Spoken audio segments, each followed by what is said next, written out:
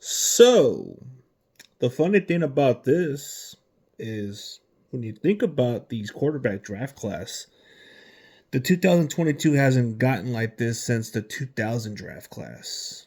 And only just very few have turned out okay. But out of all the people in the draft class, Brock Purdy's clearly your winner on the 2022 draft class. And the funny part is, he was the last pick in the draft. The last pick in the draft is the best quarterback in the 2022 draft class, and it's not even close. The only closest one to that quarterback was Kenny Pickett, and that dude was a first round pick. Sam Howell was a close second, also. I would say Sam Howell was another close second, but the rest of them, they just weren't close. It was just Brock Purdy was up here, they were just right down there. So I'm going to give you the difference why those guys didn't pan out. So let's start off with Kenny Pickett. So this guy's been with the Steelers for at least 2 years. And the Steelers moved on. He just hasn't shown enough for the Steelers to be confident moving forward. So if you couldn't show the impression with Mike Tomlin, then what does that say? He can't handle the pressure? Is he not mature enough to be a Steeler? Because, I mean, it's kind of shocking that they just gave up on this kid. So you're telling me that you decided to go trade this guy to the Eagles for the hell of it. I don't know. I think trading Kenny Pickett was pretty much them saying they're just done with this guy. I think maybe that's the direction, and you got to look at it this way. What has Kenny Pickett done? He just hasn't shown enough for Steelers to have hope on him, so they moved on. So just because you were a first round pick don't mean nothing. So he was the only first round draft pick, and he just didn't pan out. Then you go to the next one, which was a second round pick. Malik Willis. Malik Willis just hasn't shown enough. He was considered a project. He was considered a guy with some talent, but just never delivered or shown it enough, So Malik Willis was given an opportunity and he just didn't deliver or showed enough to where the Titans can say, oh, this guy can be our starter going forward or something like that. But he didn't show that kind of qualities, So he was a little overhyped coming out of Liberty from my understanding. So he didn't quite live up to the hype. And then, so you go into the third round. Matt Corral.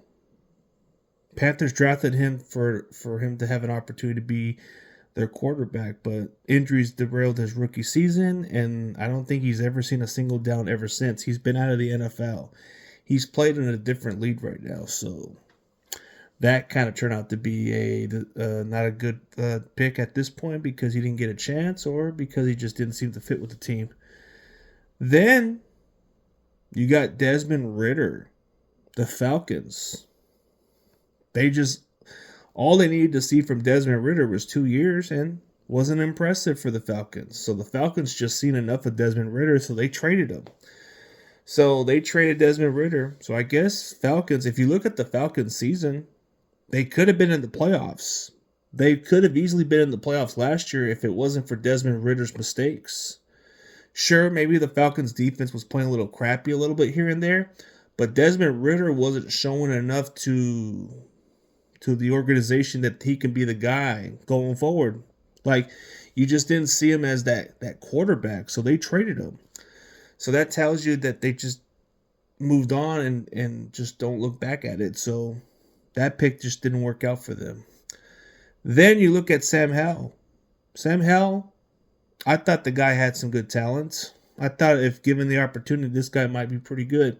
I don't think the career is over with this guy. I think a change of scenery is what's going to happen. Maybe in Seattle, Sam Howell might be a better quarterback. Who knows? Maybe when injuries present itself, you might see Sam Howell capitalize it. So I don't think this is pretty much going to be out of the question. I mean, we'll see what happens, but Commanders moved on. They moved on because they're going to go draft a young quarterback and they don't want it to come down to competition. So I think that's part of the reason why they did that. And it seemed like they were moving forward from Sam Howell anyways. So there was no point of keeping somebody if they don't believe in him at this point. So That was another example. He was a 5th round pick. Just didn't work out. I mean, he had more touchdowns and picks, but he was a guy that kind of had the talent that everybody was talking about, that this guy can be pretty good, but maybe in a different change of scenery he might do well elsewhere, but the jury's still on him. I just don't think he was the answer for them. Then Skylar Thompson. It's kind of like an unknown with Skylar Thompson.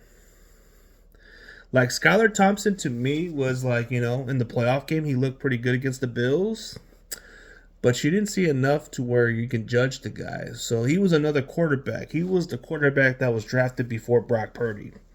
So that guy just wasn't like, he kind of seemed like a journeyman backup at this point. Then you look at Brock Purdy. Brock Purdy is probably the most successful story. Everybody keeps saying that it's because of Shanahan, because of this. Well, everybody has to benefit on any other offense. You know what I mean? Everybody has to benefit. Everybody has to have weapons around them to be successful. I mean, that's not a knock on him. If you gave talent to other players like Mahomes and those other guys, you're not gonna hear those type of it. Like, you hear it with Josh Allen too. When Josh Allen has weapons, that makes him better. But if you take away the weapons, you're gonna see a different results out of Josh Allen. Like Justin Herbert, look at him. I mean, that's not a knock on him. But Brock Purdy has shown that he can be a franchise quarterback. What he did in those first 2 seasons is very impressive. He came into the league as our 3rd-string quarterback. And then when injuries came into play, he stepped in and we never looked back. Ever since then, he took us to the conference championship, and he's taken us to the Super Bowl the following year. I mean, he's broken the Niners passing yard record. He broke the Niners passing yard record.